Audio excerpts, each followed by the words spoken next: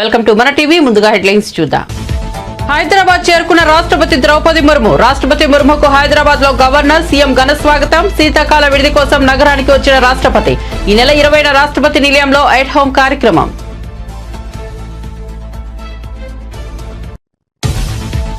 లోకేష్ ను కలిసిన శాంతి భర్త మోహన్. తన భార్యను లోబర్చుకుని విజయసాయి భూములు కొల్లగొట్టారన్న మోహన్. తన భార్యతో మగబిడ్డను కన్నారని ఆరోపణ.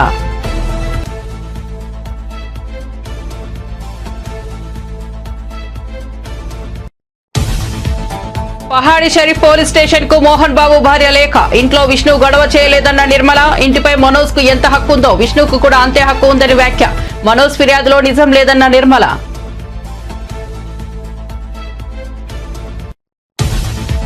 పట్టాభిపురం పిఎస్ ఎదుట మాజీ మంత్రి అంబటి రాంబాబు ధర్నా. తాను చేసిన సోషల్ మీడియా ఫిర్యాదులపై చర్యలు తీసుకోవాలని డిమాండ్. వైసీపీ శ్రేణులతో కలిసి పిఎస్ ఎదుట బైఠాయించిన మాజీ మంత్రి.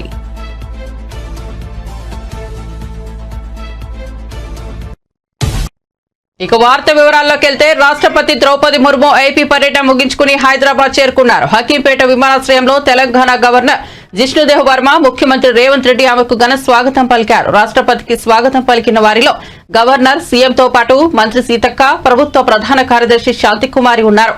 రాష్ట్రపతి హకీంపేట నుంచి బొల్లారంలోని రాష్ట్రపతి నిలయానికి చేరుకున్నారు. శీతాకాల విడుదలలో భాగంగా రాష్ట్రపతి హైదరాబాద్ వచ్చారు. రాష్ట్రపతి పలు అభివృద్ధి పనులను ప్రారంభించనున్నారు. ఈ నెల 20న రాష్ట్రపతి నిలయంలో ఎట్ హోమ్ కార్యక్రమం నిర్వహిస్తారు.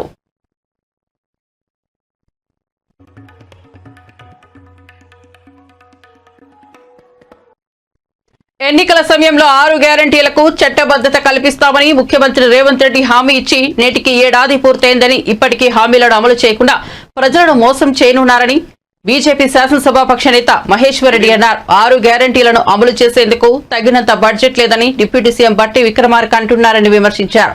అసెంబ్లీ మీడియా పాయింట్ వద్ద మాట్లాడుతూ ఆయన ఈ వ్యాఖ్యలు చేశారు. వాస్తవాలు తెలిసిన అధికారం కోసం తప్పుడు వాగ్దానాలతో అధికారంలోకి వచ్చారని మహేశ్వర్ రెడ్డి మండిపడ్డారు. ప్రభుత్వం ఏర్పడి ఏడాదైనా 6 గ్యారంటీలను అమలు చేయని ముఖ్యమంత్రి, ఉప ముఖ్యమంత్రిపై చీటింగ్ కేసు నమోదు చేయాలని డిమాండ్ చేశారు. ఉప ముఖ్యమంత్రి గారు బట్టి విక్రమార్క గారు బడ్జెట్ ప్రవేశపెడుతూ 2,91,159,000 కోట్ల బడ్జెట్ని ప్రవేశపెట్టిన అధ్యక్ష. మరి ఫిజికల్ బడ్జెట్ ఒకసారి చూసినట్లయితే అధ్యక్ష, ఈసారి 12.5% మరి గ్రోత్ ఉన్నది. అది జిఎస్డిపి అధ్యక్ష. జిఎస్డిపి గ్రోత్ ప్రకారం 3%ని 3.5%గా కేంద్ర ప్రభుత్వం మనకు అవకాశం ఇచ్చి ఈరోజు మనకు అప్పు తీసుకునేటువంటి అవకాశము మరి 16.5 లక్షల కోట్లకు గాను ఈరోజు మనకు దాదాపుగా మరి 57,000.75 crores అప్పు తీసుకునేటువంటి 57,000 కోట్ల అప్పు తీసుకునేటువంటి అవకాశం ఈ రాష్ట్ర ప్రభుత్వానికి ఉన్నది అధ్యక్ష. కానీ రాష్ట్ర ప్రభుత్వం ఈరోజు 1,27,000 కోట్లు అప్పు చేసి మరి ఏ రకంగా ఎఫ్ఆర్బిఎం పరిధిని దాటి తీసుకుంటా ఉన్నది. గ్యారంటీస్తో పాటు కానీ నాన్ గ్యారంటీస్ కానీ లేకుంటే ఏ విధమైనటువంటి అప్పైనా కానీ ఈరోజు ముఖ్యంగా మీరు చూసినట్లయితే అధ్యక్ష, మరి మొన్ననే మనం పేపర్లో చూసాం అధ్యక్ష, ఈరోజు ఈ రాష్ట్ర ప్రభుత్వంకి దాదాపు ఎకరం రాయదుర్గంలో ఉన్నటువంటి భూమి ఎకరం 50 కోట్ల రూపాయలు విలువ చేసే భూమి అధ్యక్ష. దాదాపు 400 ఎకరాల భూమి ప్రైవేట్ ఫైనాన్స్ సంస్థలకు తాకట్టు పెట్టుకోవాలని బహిరంగ మార్కెట్లో 20,000 కోట్ల విలువైనటువంటి భూముల్ని ఈరోజు తాకట్టు పెట్టి మర్చెంటైల్ బ్యాంక్ ఎంపిక చేసి దానికోసం టీజీఐఐసి వాళ్ళు ఒక ప్రత్యేకమైనటువంటి ఒక అడ్వర్టైజ్మెంట్ ఇచ్చి దానికి వాళ్ళను ఐడెంటిఫై చేసి మరి బ్యాంకర్స్ ఐడెంటిఫై చేసి వారికి 2-3% కమిషన్ ఇచ్చి మరి అప్పులు తీసుకునేటువంటి దుస్థితి రావడానికి బాధగా ఉంది అధ్యక్ష. మరి గ్యారంటీస్ ఉండి గ్యారంటీస్ లేకున్నా ఏ రకమైనటువంటి అప్పు తీసుకున్నా అది ఎఫ్ఆర్బిఎం పరిధిలోకి రావాల్సిందే అధ్యక్ష. ఈ రకంగా రాష్ట్రంలో విపరీతమైనటువంటి అప్పులు చేసేసి ఈ రాష్ట్రాన్ని ఇంకా దివాళా తీసేటువంటి పద్ధతిలో ఈ రాష్ట్ర ప్రభుత్వం నడుస్తుంది. మరి ఇన్ని అప్పులు చేసి కూడా పప్పుకూడు తినేటువంటి దుస్థితి రావడం మరి ఎందుకంటే అధ్యక్ష, ఇదే నిండు సభలో గౌరవ ముఖ్యమంత్రి గారు ఇదే రోజు అధ్యక్ష డిసెంబర్ 17 ఈ రోజుకి కరెక్ట్ సంవత్సరం అయింది అధ్యక్ష. వారు ఇదే సభలో వారు ఇచ్చినటువంటి 6 గ్యారెంటీలకు తొలి సంతకం పెట్టిన తర్వాత ఈ సభలో చట్టబద్ధత కల్పిస్తామని చెప్పారు అధ్యక్ష. కనీసం చట్టబద్ధత కల్పించి ఈ డబ్బుని చట్టబద్ధత ప్రకారం 6 గ్యారెంటీలు అమలు చేసినా కూడా రాష్ట్ర ప్రజానీకానికి లాభం జరుగుండేది అధ్యక్ష. ఏ రకమైనటువంటి మరి 6 గ్యారంటీల స్కీమ్స్ కానివ్వండి, లేకుంటే ప్రజలకు ఇచ్చినట్టు హామీలు కానివ్వండి, ఏవి కూడా ఇంప్లిమెంట్ చేయకుండా ఈ రకంగా లక్షల కోట్ల రూపాయలు అప్పు చేసేసి ఈరోజు ఈ రాష్ట్ర ప్రభుత్వం దివాలా దిశగా నడవడం చాలా బాధాకరంగా ఉంది అధ్యక్ష. థ్యాంక్ యూ అధ్యక్ష. ప్రముఖ సినీ నటుడు మోహన్ బాబు కుటుంబ వివాదం సంచలనం రేకెత్తించిన సంగతి తెలిసిందే. ఈ వివాదం నేపథ్యంలో మోహన్ బాబు భార్య నిర్మల తొలిసారి స్పందించారు. ఇంట్లో విష్ణు గొడవ చేసినట్లు జరుగుతున్న ప్రచారంపై ఆమె స్పష్టతనిచ్చారు. ఈ విషయంపై పహాడీ షరీఫ్ పోలీస్ స్టేషన్ కు ఆమె లేఖ రాశారు. డిసెంబర్ 14న నా పుట్టినరోజు సందర్భంగా విష్ణు జల్పల్లిలోని మా ఇంటికి కేకు తీసుకొచ్చి సెలబ్రేట్ చేశారని లేఖలో ఆమె పేర్కొన్నారు. ఆ రోజు విష్ణు గొడవ చేశాడంటూ పోలీసులకు మనోజ్ ఫిర్యాదు చేసినట్లు తనకు తెలిసిందని చెప్పారు. ఆ రోజు విష్ణు ఎలాంటి గొడవ చేయలేదని తెలిపారు. బర్త్డే సెలబ్రేషన్ తప్ప గొడవ జరగలేదని పేర్కొన్నారు. ఇంటికి వచ్చి తన గదిలో ఉన్న వస్తువులను తీసుకుని కాసేపు తనతో మాట్లాడి వెళ్లాడని చెప్పారు. తమ ఇంటిపై మనోజ్ కు ఎంత హక్కుందో విష్ణుకు కూడా అంతే హక్కు ఉందని తెలిపారు. మనోజ్ ఫిర్యాదులో నిజం లేదని చెప్పారు. తాము ఇక్కడ పని చేయలేమని చెప్పి ఇంట్లో పనిచేస్తున్న వాళ్లు మానేశారని, ఇందులో కూడా విష్ణు ప్రమేయం లేదని తెలిపారు. లోక్సభలో ప్రవేశపెట్టిన జమిలి ఎన్నికల బిల్లుకు తెలుగుదేశం పార్టీ మద్దతు పలికింది. దేశవ్యాప్తంగా నిర్వహించే ఎన్నికల విధానం సరళీకృతమవుతోందని టీడీపీ పేర్కొంది. కేంద్ర కమ్యూనికేషన్స్ మంత్రి పెమ్మసాని చంద్రశేఖర్ మాట్లాడుతూ జమిలి ఎన్నికల నిర్వహణ ద్వారా ఖర్చు తగ్గుతుందన్నారు. ఓటర్ల సంఖ్య కూడా పెరుగుతుందన్నారు. దేశవ్యాప్తంగా ఎన్నికల నిర్వహణ ద్వారా సుమారు 1,00,000 కోట్లు ఖర్చవుతుందని, అయితే జమిలి నిర్వహణతో ఆ ఖర్చు తగ్గే ఛాన్స్ ఉందన్నారు. ఏక్నాథ్ షిండే వర్గానికి చెందిన శివసేన పార్టీ కూడా బిల్లుకు మద్దతు ఇచ్చింది. such as Vikasit Bharat 2047 and aims to align them with Vikasit Andhra 2047, reflecting the true spirit of cooperative federalism and a shared vision for progress and development. Sir, there are several advantages of one nation, one election bill, but I would like to quote 4. Number one, reduced expenditure and logistical efficiency, sir. Although the official figures for the 2019 Lok Sabha elections vary, news reports estimate the Election Commission of India has spent more than 6,000 crores, sir. In 2024, the estimate of spend was more than 10,000 crores, sir. संक्षिप्त में okay आप पक्ष रखते हैं बस No, sir. No, please, let me. Yes, sir, give me 2 minutes. Come on. No, the Law Commission 2018 draft report and 27 Niti Aayog report estimates if Okay, both the elections are done please. simultaneously, the cost would reduce. The cost would reduce at least up to 40%, sir. If the elections are held simultaneously, the voter turnaround would be increased up to 7%, sir. Sir, if the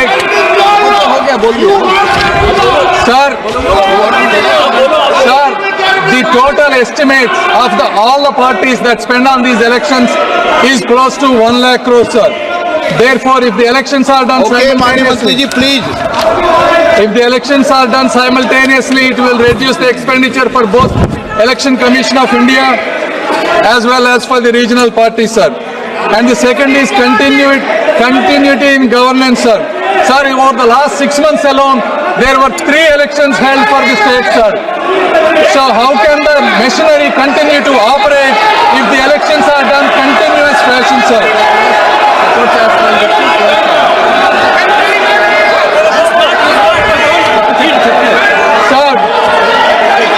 Sir, fourth and probably the most important, sir, in this age, election campaigns amplified by media and technology no longer remain regional, but continuously influence the entire nation, creating large-scale ripple effects, sir.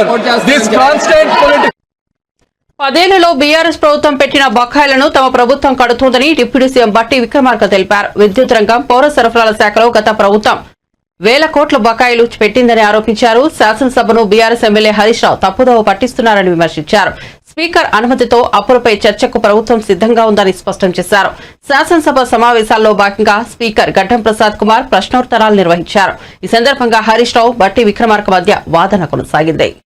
కోట్ల అప్పు చేశారు, మీరు 1,00,000 కోట్లు అప్పు చేసి బిల్లులు clear చేయట్లేదు అంటున్నారు. 1,00,000 కోట్లు మేము చేయలేని చెప్పేది అండి. మీ మీద గౌరవంతోనే చెప్తా ఉన్నాను. మీరు అడిగారు కాబట్టి అన్ని చెప్తాను, లేకపోతే చెప్పేవాడిని కూడా. 1,00,000 కోట్లు మేము చేయలేదు అధ్యక్ష. మళ్ళీ ఒకసారి చెప్తా ఉన్నాను క్లియర్గా. 52,000 కోట్లు మాత్రమే ఈ ప్రభుత్వం అప్పు చేసింది. దాంట్లో 66,000 కోట్లు వీరు చేసిన అప్పు వడ్డీ కట్టడానికే తీర్చాము అధ్యక్ష. వారు చేసుకొచ్చిన అప్పు ప్రిన్సిపల్ అమౌంట్కి ఆ వడ్డీకి కలిపి 66,000 కోట్లు మేము ఈ 10-11 నెలల్లో కట్టాము అధ్యక్ష. ఒకసారి ఆలోచన చేయండి. ఈ రాష్ట్ర విభజన జరిగినప్పుడు సంవత్సరం మొత్తానికి అప్పులు, ప్రిన్సిపల్ అమౌంట్, లేకపోతే ఇంట్రెస్ట్ అన్ని కలిపి సంవత్సరం మొత్తానికి 6,400 కోట్లే అంత ఉండే కట్టడానికి. అటువంటిది ఈ 10 ఏళ్ళు వీళ్ళ పరిపాలన వలన సంవత్సరానికి 6,400 కోట్లు కట్టేదాన్ని మేము 66,000 కోట్లు బ్యాంకులు కట్టాల్సిన పరిస్థితి దుస్థితి తీసుకొచ్చారు అధ్యక్ష. వీళ్ళు మళ్ళీ ఇప్పుడు నీ సూత్రాలు మాట్లాడుతూ ఉన్నారు అధ్యక్ష. ఏం చేయాలా? ఇంకా ఇన్ని సత్యదూరమైన మాటలు మాట్లాడితే ఎట్లా అధ్యక్ష? చాలా బిల్లులు పెండింగ్ ఉన్నాయి. ఎస్, బిల్లులు ఎవరు పెండింగ్ పెట్టిపోయారు అధ్యక్ష? ఒకటా రెండా అధ్యక్ష? 40,000 కోట్ల రూపాయలు 40,000 కోట్ల రూపాయలు పెండింగ్ పెట్టిపోతే మేము మీరు తెచ్చిన అప్పులకి వడ్డీ అసలు 66,000 కోట్లు ఆ అప్పుకి డబ్బులు కడుతూ మీరు ఈ పెట్టిపోయిన 40,000 కోట్ల బిల్లులు పెండింగ్ కూడా డబ్బులు కట్టుకుంటూ వస్తా ఉన్నాం అధ్యక్ష.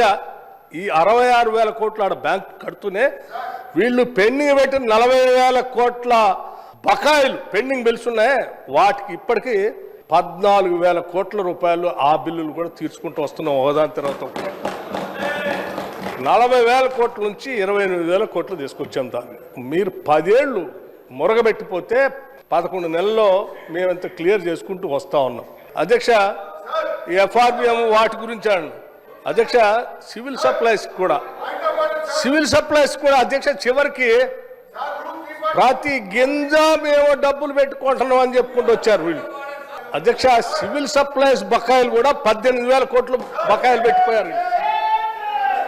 పాపం మా మంత్రి గారు ఉత్తమ్ కుమార్ రెడ్డి గారు వచ్చిన దగ్గర నుంచి ఆ సివిల్ సప్లైస్ లో బకాయిలు ఎట్లా తీర్చాలా, అక్కడ వీళ్ళు కనీసం బ్యాంక్ గ్యారంటీ కూడా లేకుండా తీసుకోకుండా కొన్ని వేల కోట్ల రూపాయల ప్రజలకు సంబంధించిన ప్యాడీని ఆడ ఆ మిల్లర్ల దగ్గర పెట్టిపోతే ఆడబడితే ఆడ పెట్టిపోయారు అధ్యక్ష. దాన్ని క్లియర్ చేయలేదు, అమ్మలేదు, లేకపోతే ఎఫ్సీఐకి లేదు, లేకపోతే ఆ డబ్బులు మళ్ళీ సివిల్ సప్లైస్ ద్వారా రియలైజ్ చేసి ఇవ్వలేదు. పాపం మా ఉత్తమ్ కుమార్ రెడ్డి గారు వచ్చిన దగ్గర నుంచి రోజువారీ దాని మీద కంటిన్యూస్గా రివ్యూ చేసుకుంటూ ఇప్పటికీ దాంట్లో రియలైజేషన్ ఆ బకాయిలు అక్కడి నుంచి ఇక్కడ నుంచి రావాల్సిన 11,000 తీసుకొచ్చారు. అక్కడ మీరు వదిలేసిపోయినటువంటి ఆ ప్యాడీని వారు ఆక్షన్ చేసి రాష్ట్రానికి ఆదాయం తీసుకొస్తా ఉన్నారు.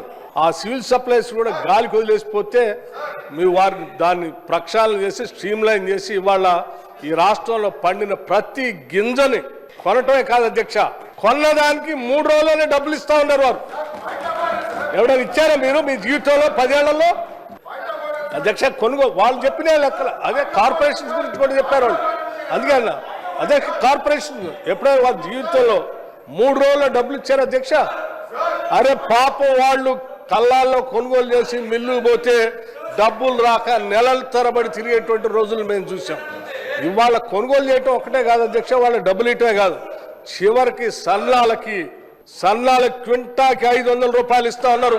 ఆ 500 కూడా 3 రోజుల్లో ఇస్తా ఉన్నారు అధ్యక్ష. ఇంకోటి పాయింట్ ఆఫ్ ఆర్డర్ ఎందుకు? మూసీ అభివృద్ధి పేరిట పరివాహక ప్రాంతంలో కూలకుట్టిన ఇళ్లకు ఈవీఎంలు ఉంటే ప్రభుత్వం చెల్లిస్తుందా అని టీఆర్ఎస్ ఎమ్మెల్సీ కవిత సూటిగా ప్రశ్నించారు. మూసీ అభివృద్ధి కోసం Musi river development corporation limited ద్వారా డీపీఆర్ చేస్తున్నామని మంత్రి శ్రీధర్ బాబు శాసనమండలిలో ప్రస్తావించగా ఎమ్మెల్సీ కవిత పలు అంశాలపై ప్రశ్నలు సంధించారు. దీనికి సంబంధించి ప్రభుత్వం ఇచ్చినటువంటి ఆన్సర్లో నేను పాయింట్అవుట్ చేస్తా ఉన్నాను సార్. ఫస్ట్ పాయింట్లో చాలా క్లారిటీగా the estimated cost to be incurred for the project will be ascertained upon the finalization of the detailed project report అని చెప్పారు సార్ వారు. అయితే దీనికి ఆపోజిట్గా నిర్దిష్టమైనటువంటి సమాచారం మా దగ్గర ఉంది సార్. వరల్డ్ బ్యాంక్లో ఈ ప్రభుత్వం 4,100 కోట్లు మాకు కావాలి మూసీ సుందరీకరణ ప్రాజెక్ట్ కోసం అని చెప్పి వరల్డ్ బ్యాంక్కి సబ్మిట్ చేసింది సార్. ఈ గవర్నమెంట్ సబ్మిట్ చేసిన మాట వాస్తవమా కాదా? చేసుంటే అది ఏ తేదీన చేశారో ఇంపార్టెంట్ సార్. ఎందుకంటే ఇవాళ 16వ తారీఖు ఇవాళ 17 డిసెంబర్ సార్. 17 డిసెంబర్లో హౌస్లో మనకిచ్చిన సమాధానం డిపిఆర్ ప్రిపేర్ కాలేదని సార్. మరి వీళ్ళు వరల్డ్ బ్యాంక్లో డిపిఆర్ ప్రిపేర్ కాకుండా 4100 కోట్ల లోన్ కావాలని ఎప్పుడు అడిగారు? ఆ డేట్స్ ఏంటి దయచేసి ప్రభుత్వం క్రిస్టల్ క్లియర్గా ప్రజలకు చెప్పాల్సినటువంటి అవసరం ఉంది సార్. అట్లానే MRDCL అనేటటువంటి కన్సార్టియంని ఆన్బోర్డ్ చేసుకున్నాము, ఇంకా కూడా మేము డిపిఆర్ ప్రిపరేషన్ చేస్తూ ఉన్నామని చెప్తా ఉన్నారు సార్. నిన్నగాక మొన్న మనం గౌరవ ముఖ్యమంత్రి గారిని చూసినాం సార్. వారు ఢిల్లీకి వెళ్ళి అక్కడ కేంద్ర మంత్రి కిషన్ రెడ్డి గారిని కలిసి 14,000 కోట్ల రూపాయలు మాకు మూసీ అభివృద్ధికి కావాలని చెప్పి అడగడం జరిగింది సార్. మరి అది ఏ ప్రాతిపదికన అడిగినారు? మీకు డిపిఆర్ లేకపోతే మూసీ దగ్గర మీరు 14,000 కోట్లు ఏం ప్రాజెక్టుల కోసం అడిగినారు, ఎందుకోసం అడిగినారు? మరి ఒకవేళ అవి రెండు వాస్తవం అయితే సీఎం గారు 14,000 కోట్లు అడగడం, అట్లానే వరల్డ్ బ్యాంకుకి మీరు అడగడం వాస్తవం అయితే మరి ఇక్కడ మమ్మల్ని తప్పుదోవ పట్టిస్తున్నారా? సభ సాక్షిగా మీరు తప్పుడు సమాచారం ప్రజలకు సభ్యులకు ఇస్తున్నారా? ఇట్లా ఇచ్చినట్టయితే అధ్యక్ష మేము మా పార్టీలో కూడా డిస్కషన్ చేసుకుంటాం అధ్యక్ష. ప్రివిలేజ్ మోషన్ కూడా అవసరమైతే ఆలోచన చేసి మూవ్ చేస్తాం అధ్యక్ష. మూసీ నదికి సంబంధించి ప్రభుత్వం ఇచ్చినటువంటి ఆన్సర్లో నేను పాయింట్అవుట్ చేస్తూ ఉన్నాను సార్. ఫస్ట్ పాయింట్లో చాలా క్లారిటీగా the estimated cost to be incurred for the project will be ascertained upon the finalisation of the detailed. YCP Rajya Sabha సభ్యుడు విజయసాయిరెడ్డి తన వారిని లోబర్చుకుని విశాఖపట్నంలో 1,500 కోట్ల విలువైన భూములు కొల్లగొట్టారని, ఆయన అక్రమాలు అసాంఘిక కార్యకలాపాలపై పోరాడుతున్నందుకు తనను ఇటీవల హైదరాబాద్ నుంచి కోల్కతాకు బదిలీ చేయించారని సస్పెన్షన్ కు గురైన దేవాదాయ శాఖ అసిస్టెంట్ కమిషనర్ కలింగి శాంతి భర్త మదన్ మోహన్ ఆవేదన వ్యక్తం చేశారు. ఉండవల్లి నివాసంలో ప్రజా దర్బార్కు విచ్చేసిన మదన్ మోహన్ మంత్రి లోకేష్ ను కలిసి తన గోడును వెలబోసుకున్నారు. అక్రమ నిర్మాణాల కూల్చివేతలపై హైడ్రా కమిషనర్ రంగనాథ్ కీలక వ్యాఖ్యలు చేశారు. జూలై తర్వాత చేపట్టిన అక్రమ నిర్మాణాలను కూల్చివేస్తామని స్పష్టం చేశారు. హైడ్రా ఏర్పడక ముందు ఉన్న నిర్మాణాలను అనుమతులు లేకపోయినా వాటి జోలికి వెళ్లబోమన్నారు. పేదల జోలికి హైడ్రా రాదని తేల్చి చెప్పారు. గతంలో పర్మిషన్ తీసుకుని ఇప్పుడు నిర్మిస్తున్న నిర్మాణాల వైపు వెళ్లమన్నారు. ఎలాంటి అనుమతులు లేకుండా నిర్మిస్తున్న వాటికి మాత్రం కూల్చివేతలు తప్పదన్నారు. చెరువులో మనం చూస్తున్నాం చాలా ఈ FTL జోన్ లో పెద్ద ఎత్తున డంపింగ్, అంటే ఈ కన్స్ట్రక్షన్ మెటీరియల్ ఏదైతే ఉందో ఆ కన్స్ట్రక్షన్ మెటీరియల్ తీసుకొచ్చి ఇక్కడ డంప్ చేస్తూ చెరువును పూడవటం అనేది, అదేంటంటే దానికి ఒక సాకుగా పట్టా ల్యాండ్స్ ఉన్నాయి, మా ప్రైవేట్ పట్టా ల్యాండ్స్ అనేటటువంటిది ఒకటి సాకుగా తీసుకొని చేస్తూ ఉన్నారు. సో దీనికి ఇక్కడ చూసినప్పుడు ఇక్కడ చాలా బిల్డింగ్స్, అంటే చాలా పేదవాళ్ళు, మధ్యతరగతి వాళ్ళు చాలా మంది గతంలో కట్టుకున్నటువంటి ఇల్లులు ఉన్నాయి. అవి పర్మిషన్స్ ఉన్నా పర్మిషన్స్ లేకున్నా కానీ వాటి జోలికి హైడ్రా వెళ్ళదు. బట్ ఇక మీద అంటే హైడ్రా ఫామ్ అయింది జూలై 2024. ఆ తర్వాత ఏమన్నా స్ట్రక్చర్స్ వస్తే గనక, అది పర్మిషన్స్ లేకుండా ఉంటే గనక డెఫినెట్ గా వాటి మీద ఖచ్చితంగా హైడ్రా యాక్ట్ చేస్తుంది. పర్మిషన్స్ గతంలో తీసుకున్నటువంటి పర్మిషన్స్ ఏమైనా ఉండి దానికి అనుగుణంగా కడుతుంటే కనుక దాని విషయంలో కూడా హైడ్రా డెఫినెట్ గా గతంలో పర్మిషన్స్ ఆనర్ చేయాలనేటువంటి ఏదైతే ప్రభుత్వం తీసుకున్న నిర్ణయం ఉందో దానికి అనుగుణంగా యాక్ట్ చేస్తాం. బట్ జూలై తర్వాత వచ్చే పర్మిషన్స్ ఏదైనా కానీ కూడా దాన్ని పరిగణలో తీసుకోకూడదని కూడా ప్రభుత్వం నిర్ణయం చెప్పడంతో దాన్ని బట్టి ఎవరైనా తర్వాత పర్మిషన్స్ కూడా ఉంటే కనుక వాటిని డెఫినెట్ గా ఆనర్ చేయకుండా వాటిని ఖచ్చితంగా డిమాలిష్ చేసేది కూడా ఉంటుంది.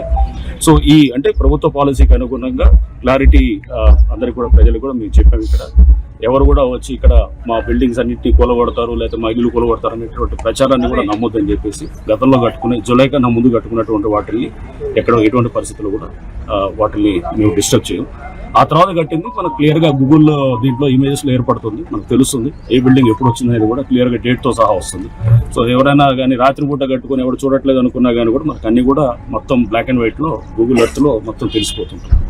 సో దయచేసి అందరికి కూడా మేము ఇక్కడ విజ్ఞప్తి చేసాం. ఇక్కడ స్థానికులు కూడా, ఇక్కడ ఉన్న బస్తీవాసులు కూడా వాళ్ళే చెప్పారు మేము దీన్ని ప్రొటెక్ట్ చేస్తాం, ఇంకెవరు కూడా దీనికి ఫర్దర్ ఆక్రమణ కాకుండా మేమే ముందుండి ప్రొటెక్ట్ చేస్తామని కూడా చెప్పారు. డెఫినెట్ గా వాళ్ళ మాటను గౌరవించి వాళ్ళు ఇచ్చినటువంటి అష్యూరెన్స్ బట్టి ఇక్కడ చెరువును ప్రొటెక్ట్ చేసేదానికి అండ్ దాంతోపాటు ఇక్కడ HMD వారు కూడా ఈ లేక్ డెవలప్ చేస్తున్నారు. ఈ లేక్ చుట్టూ ఒక బండ్ మొత్తం తయారు చేసి మంగళగిరి ఎయిమ్స్ కు మరో 10 ఎకరాలను భూమిని ప్రభుత్వం కేటాయించింది. ఎయిమ్స్ డైరెక్టర్ మరో 10 ఎకరాలు కావాలని అడగడంతో అందుకు సీఎం చంద్రబాబు నాయుడు అంగీకరించారు. ఆంధ్రప్రదేశ్ ప్రభుత్వం తరపున వెంటనే ఆ భూమిని ఇస్తున్నట్లు ఆయన ప్రకటించారు. గత పాలనలో నీటి కోసం మంగళగిరి ఎయిమ్స్ నిర్వాహకులు ఇబ్బంది పడ్డారని, ఇప్పుడు కూటమి ప్రభుత్వంలో ఎవరికి ఎలాంటి ఇబ్బందులు ఉండవన్నారు.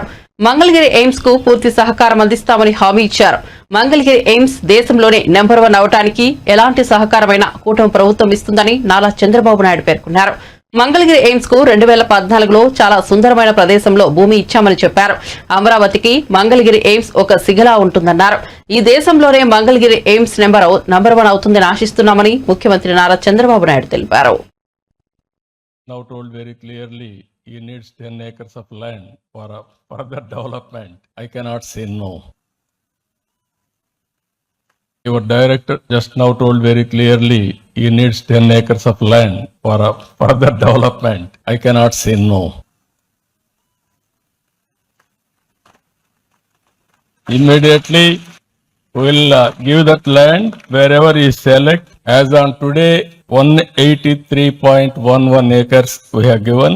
Not the quantum of land, but the quality of land. If you can see the quality nowhere, even I am jealous now to study here, if possible. That is how it is there. Recently we had some problems of water, all these things. In future you won't have any problem. Either water or approach roads or power supply or storm water and also anything for that matter. This is our top priority. We will do everything for building this institute, one of the most beautiful institute here. And also this 10 acres, your management is trying to develop in Kolanakonda research block, School of Public Health, IIT Customs and Indirect Taxes and Narcotics in Hindupur. These are all 12 universities Government of India has sanctioned.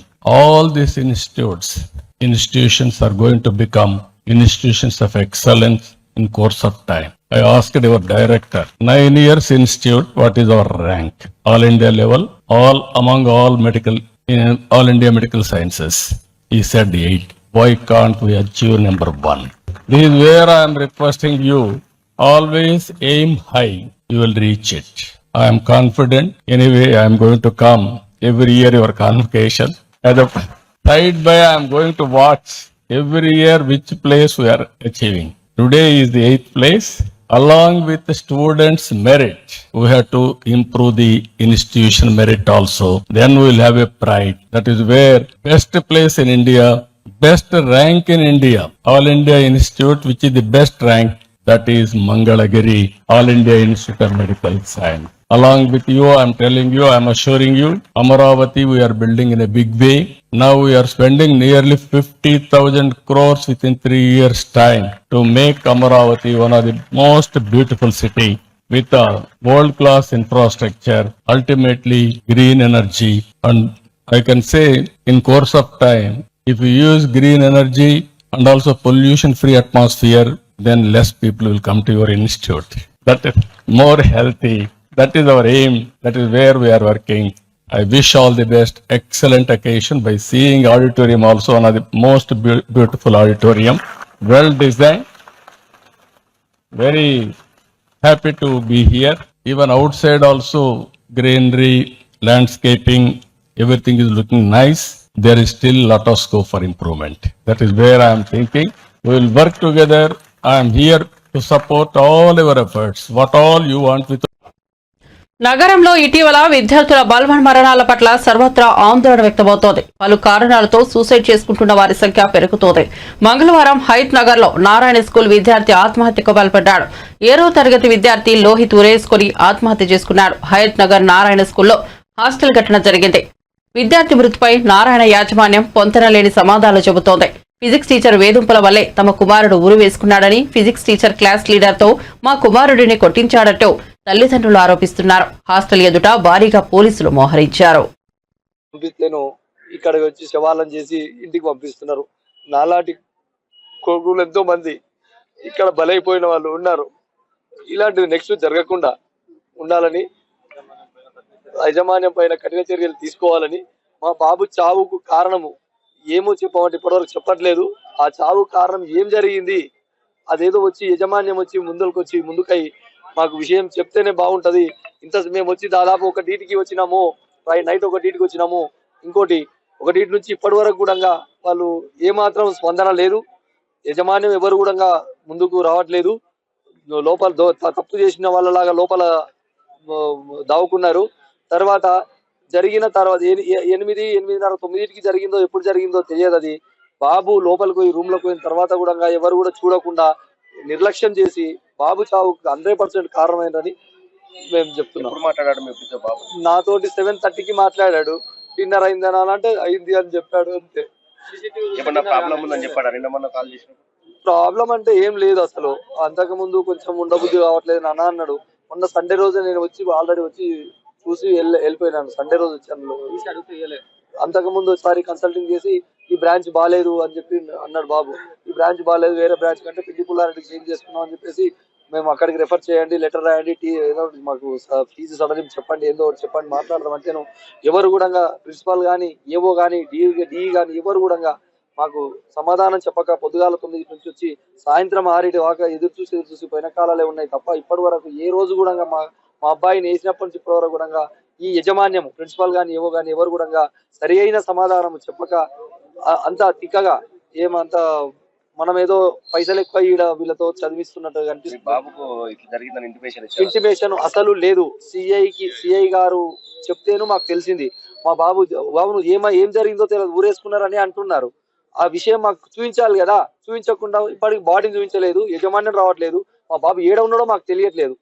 Department తో అందరి department తీసుకొచ్చి ఇక్కడ పెట్టేసి police డిపార్ట్మెంట్లతోటి బెదిరించి భయభ్రాంతులకు గురి చేస్తూ ఈ విధంగా చేస్తున్నందుకు ఇవన్నీ ఈ అరాచకాలు బంద్ చేసి పిల్లల చదువుల కోసం కొంచెము మానవతా ధ్యేయంతో పనిచేయాలని నారాయణ స్కూల్ యజమాన్యానికి ఫిజిక్స్ ఉపాధ్యాయుడు కొంచెం ఇబ్బందిగా పెట్టిండు. మేము కూడా వచ్చి మాట్లాడినాము.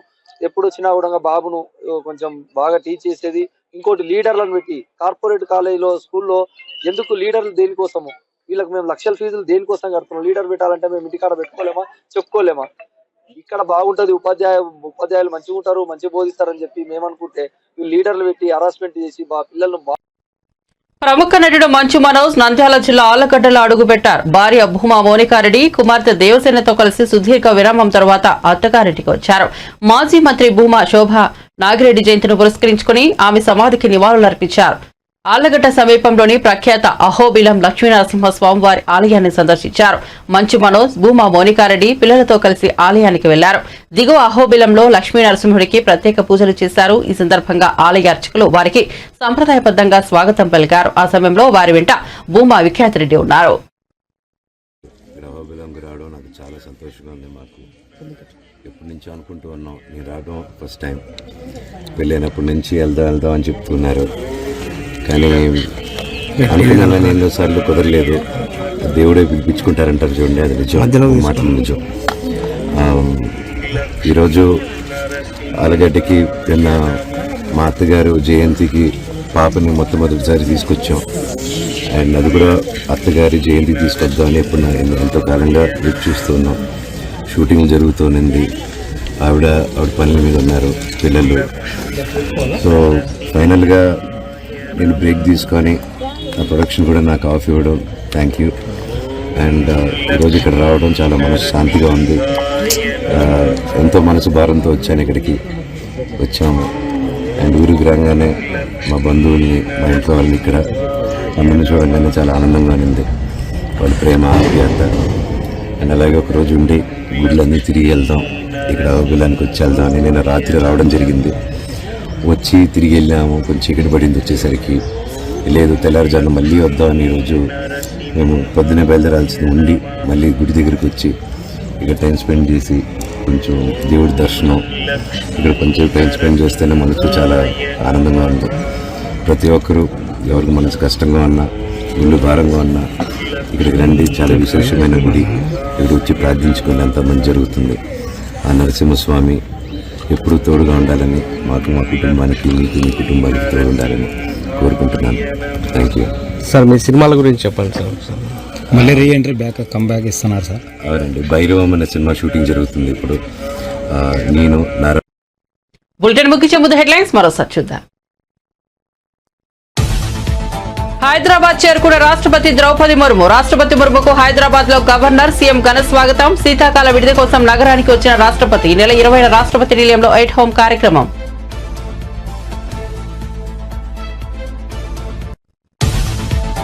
లోకేష్ ను కలిసిన శాంతి భర్త మోహన్. తన భార్యను లోబర్చుకుని విజయసాయి భూములు కొల్లగొట్టారన్న మోహన్. తన భార్యతో మగబిడ్డను కన్నారని ఆరోపణ.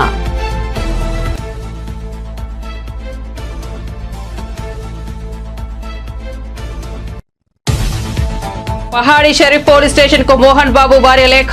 ఇంట్లో విష్ణు గొడవ చేయలేదన్న నిర్మల. ఇంటిపై మనోజ్ కు ఎంత హక్కుందో విష్ణుకు కూడా అంతే హక్కు ఉందని వ్యాఖ్య. మనోజ్ ఫిర్యాదులో నిజం లేదన్న నిర్మల.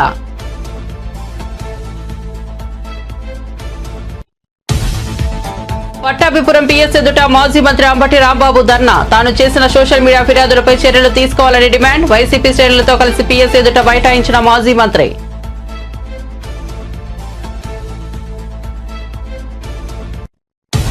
మరిన్ని అప్డేట్స్ కోసం చూస్తూనే ఉండండి మన టీవీ.